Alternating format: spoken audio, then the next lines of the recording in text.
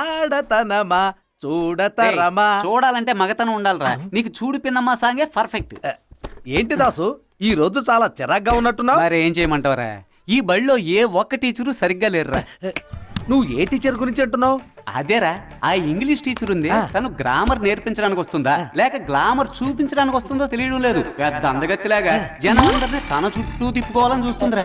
మిగతా వాళ్ళందరూ తెలుగే రానోడు తెలుగు టీచర్, సెన్సే లేనోడు సైన్స్ టీచర్, బుర్రే లేనోడు భూగోళం టీచరు.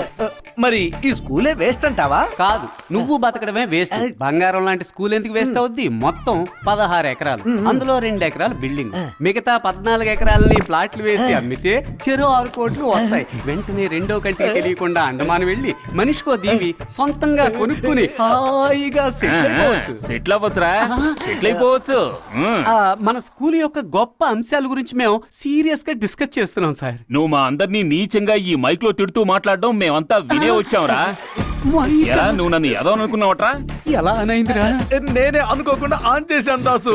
తెల్ల పంది, నా సౌండ్ కి రీసౌండ్ ఇచ్చి నన్ను ఇలా ఇరికించావు కదరా. ఎప్పట్లాగే బయటికి పోరా.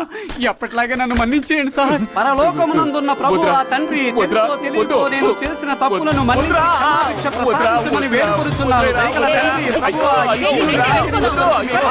నన్ను విడువను నాయనా.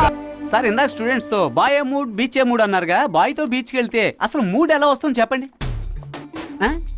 ఎందుకు బల్లి హిందీ కమెంటరా దున్నా? ఓ హిందీయా? ఏక్ తో 3-4. ఆ తర్వాత ఏంటో నేర్పలేదే పింకిలా. దాసు, ప్రేయర్ కి టైం అయింది, జెండా ఎగరేయడానికి ఏర్పాటు చేయి. Okay sir.